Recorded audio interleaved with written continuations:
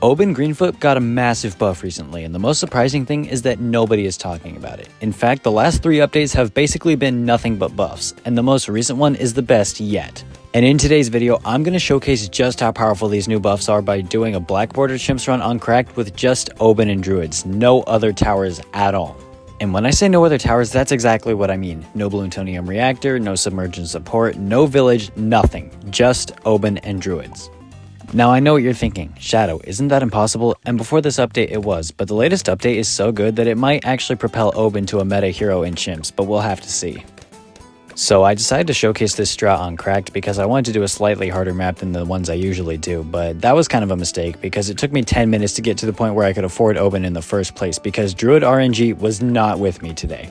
And truthfully, I don't even know if it's actual RNG or if it's just the difference of being placed 1 pixel over or something, but I swear sometimes a Druid shot hits 2 bloons and sometimes it hits just 1, even with same targeting and seemingly the same spot. I don't know, it doesn't make sense to me, but whatever. So I'm going to run through the recent balance changes real quick so you can see just how good they are, and you'll probably see the effects of them throughout the video, but I'm not going to spend too much time on them because that's boring. But anyway, at a quick look, we see that the changes in 41 and 42 are good, and 43 is the absolute game changer. In Update 41, they basically just made it to where the Nature's War Totems work better, and Tornadoes got buffed a bit, plus a reduced level 20 Wall of Trees cooldown. Update 42 actually had a pretty major buff, a slight reduction in the Brambles cooldown, but a major buff in the terms of the round carryover duration. It got increased from 1 round to 5, so basically if the Brambles don't get damaged, you can build up a pretty good wall of them. Plus a range buff for X3X Druids, but that doesn't really matter as much in this run. But the Update 43 buff honestly caught me by surprise. I was not expecting Ninja Kiwi to add this, but level 8 plus Obyn Greenfoot's Nature's Wrath buff now additionally grants camo detection to Druids in Radius.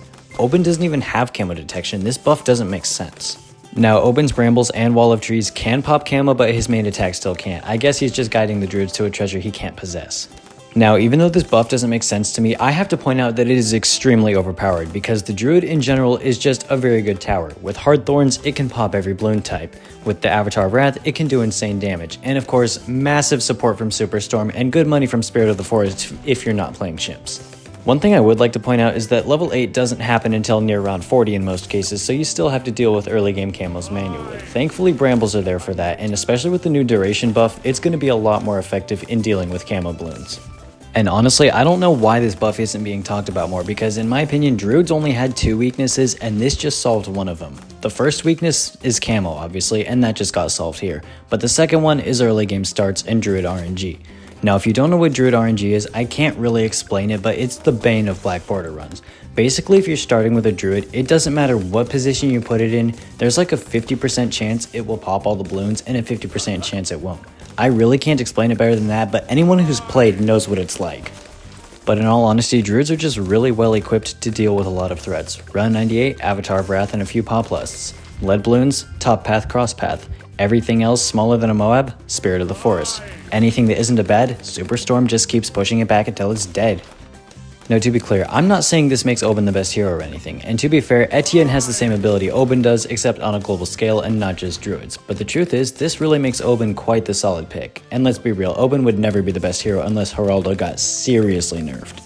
But on the flip side, Obyn has a lot of utility that Etienne just doesn't have. On modes other than Chimps, Wall of Trees can generate some extra money. Plus, Obyn can pop leads and every bloon that isn't a purple, which Druids can usually deal with purple, so that synergizes perfectly. Anyway, going back to the gameplay of the run itself, we have the last camos that are actually a threat. With another pair of Brambles, round 37 is gone. The next camos are on round 42, and by then, Obyn will be level 8, so camo will not be a problem for the rest of the run. I love this buff. So to talk a bit about the strategy of the run itself, I'm going for the classic 5 pop lust into Avatar of Wrath because that combo is absolutely overpowered, especially on rounds like 98 where the added attack speed plus the RBE makes the Avatar of Wrath destroy everything. I also decided to go with Jungle's Bounty for extra ceramic damage because the pop lusts aren't always the best at dealing with big bloon rushes, and 63 would be a problem otherwise. So this is going off topic for just a second here, but I feel like the Glaive Lord is in a similar situation to Obyn. It used to be a really trash tower, but it's gotten buffed a lot, and now it's actually a pretty good one. But the thing is, a lot of those changes go unnoticed because if it's a bad tower in the first place, people don't really use it, and so once it gets stronger, you don't realize unless you happen to use it again for some reason, and then you're like, oh, this is actually pretty solid now. But the difference here is that the bloons YouTubers have actually been making videos about the Glaive Lord recently. Bloon made one, ISAB made one recently. It's gotten a lot more attention lately, but I seriously have not seen anything about the Obyn buff at all. And I mean, even before this, Obyn and Druids was a solid pick. You just needed some kind of support for camo or something. But now it's an even better run because you can solo with just Druids. And I just think that's insane. There isn't many tower types that can just solo Chimps. SJB found most of them, and I think this is going to be a new one. Now, I do have to admit, this run hasn't been all smooth sailing. There were actually 4 really rough rounds that killed me many times in this run. And those were round 6, round 7, round 8, and round 9. Other than that, it's been going absolutely flawlessly. The Populace are insanely powerful, especially when there's 5 of them and a Jungle's Bounty.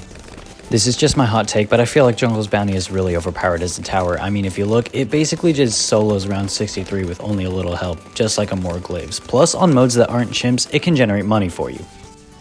I think it's a pretty good testament to the strength of the Druids and the strength of Obyn's buffs that no bloons have gotten past, and I've saved up almost 40,000 without even struggling. It's been super easy so far. I've been really enjoying this run. This buff is overpowered. Although it's worth mentioning that with the bottom path Druid, you do have to sacrifice something no matter which cross path you choose. If you choose top cross path, you can pop any bloon type, but the damage goes down a bit compared to hard thorns, plus you don't get the regen remover. Of course, for the other Populace, it doesn't matter as much. For the Avatar of Wrath, definitely go top crosspath so it can destroy the DDTs. Speaking of the Avatar of Wrath, I ended up getting it on round 78, and even though it's already a solid tower, Obyn buffs bring it to the next level. With increased pierce and range, it's going to destroy everything now, and I mean everything. I'm not even joking, bloons are screwed.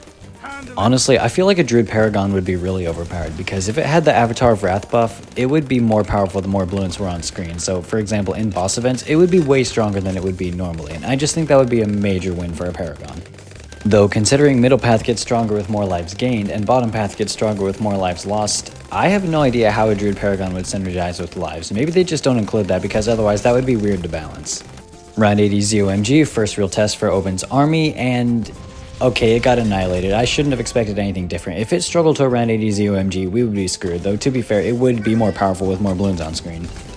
So this might just be my inner 7-year-old talking, but I honestly think it's super cool that the Avatar of Wrath projectiles change when there's more bloons on screen to signify the extra damage. I don't know, I just think that's a really cool addition. Ninja Kiwi has a lot of really cool details in this game, and I really appreciate it. So we've got the first DDTs coming up, and of course the Avatar of Wrath handled them pretty easily. Struggled a little bit, but it'll actually do better on round 95 because with a lot more bloons on screen, it'll be doing more damage. Definitely the coolest mechanic in the game by far. So for those wondering, I don't think Avatar of Wrath is going to be able to solo Chimps, so I'm also going to have to get a superstorm as well so I don't die, but the Avatar of Wrath has really been carrying so far. It's been doing great in this run, and of course with the added pierce from Obyn and the added range, it is way more powerful than it should be. And remember guys, if it wasn't for the most recent Obyn buff, none of this would be possible. We would have died on round 24 and that would have been the end of it. So as the run's coming to an end here, I gotta be honest, I don't know where I would put Obyn in the ranking of heroes. Is he S tier at this point? No, I don't think so, not even with the buffs, but he's definitely not D or F tier like he used to be. I'd have to say version 43 Obyn is probably a solid B or C tier at this point depending on the map. But I mean, I hate to bring her up again, but if I'm being honest, if the strategy doesn't directly involve buying a flying fortress and using her discount for it, Obyn might be better than Rosalia at this point. There, I said it. The comments are going to get angry now, but I don't care. So as you can see, we have Superstorm and Avatar of Wrath here being an absolute killer combo. Superstorm blowing back the DDTs and Avatar of Wrath destroying them. And now the final boss, the bad bloon. And the Avatar of Wrath is going to be shredding it because of the really high RBE. It looks like about a couple thousand DPS here.